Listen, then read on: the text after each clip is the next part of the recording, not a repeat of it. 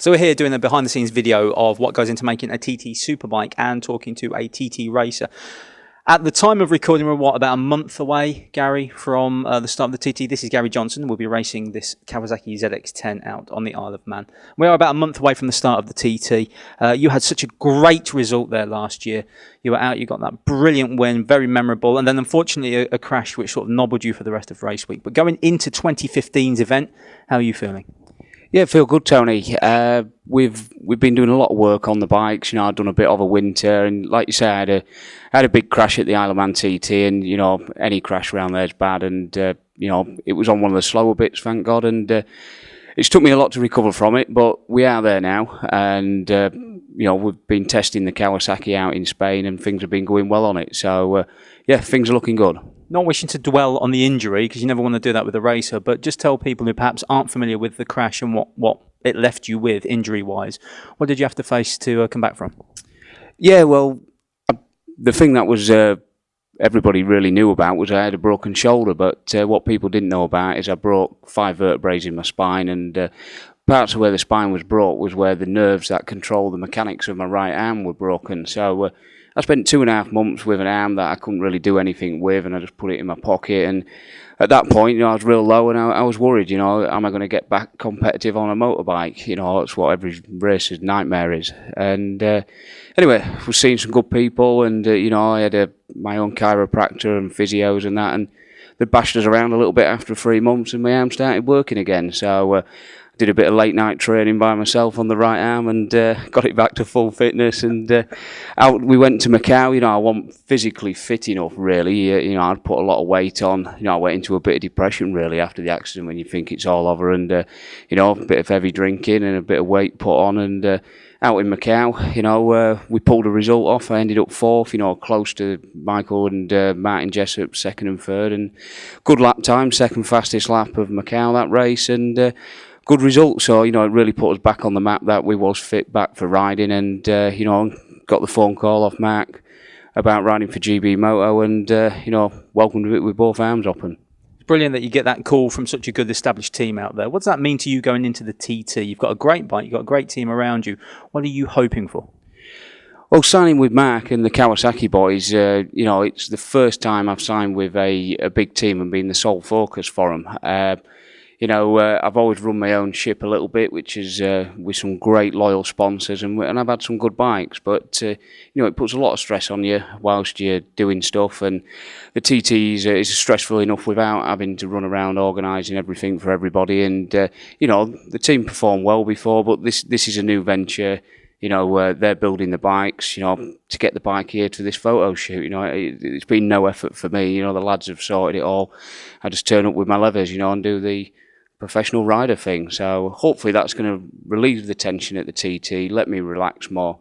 The bike has been feeling good, as I've said before, and if it rides well around the TT, because you never know how any bike's going to go around that circuit until you're actually on the circuit. And fingers crossed it's all good, and stress-free sort of practice week, and a start off like maybe last year, and a little bit without the accident.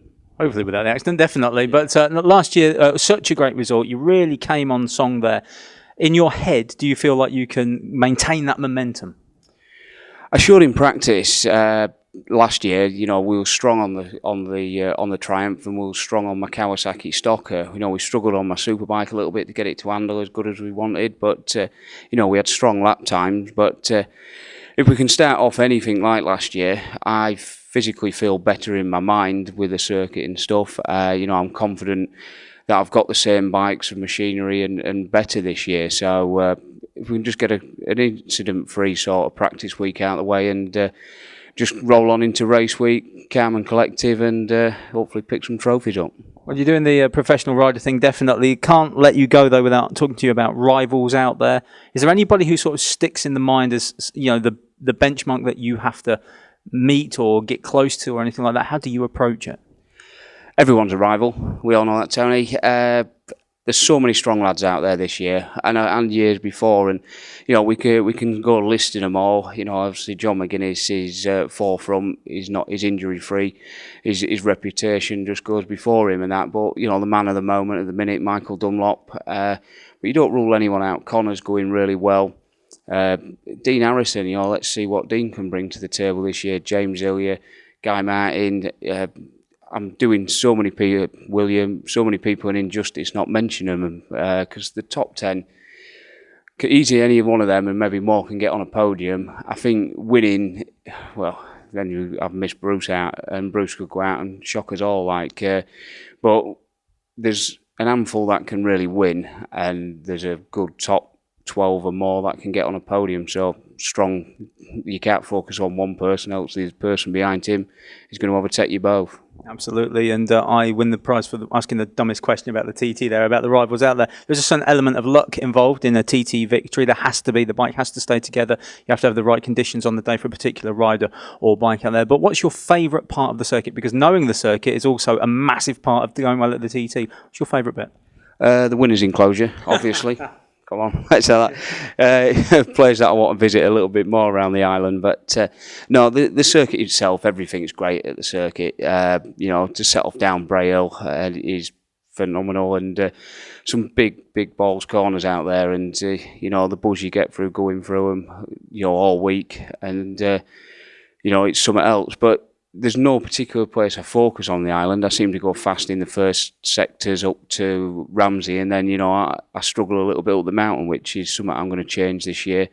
I've been working hard over the winter. I've been doing little bits on the videos and different stuff. So focus on where I'm strong, but focus where I'm weaker even more, and make them into strong points. And as a more rounded guy at the TT, and hopefully that'll be enough with a bit of luck on side, as we say, with the mechanics and everything else running great.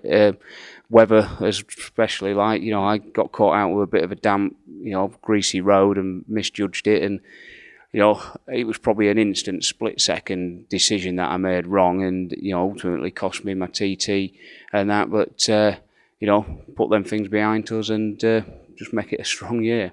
Well, Gary, we wish you all the very best of luck for this year. Hopefully see you back on top of the winners' podium once again at the TT. Gary Johnson and the ZX10. Make sure you pick up this year's Island Racer 2015 to get all the behind-the-scenes news from the TT leading up to this great event.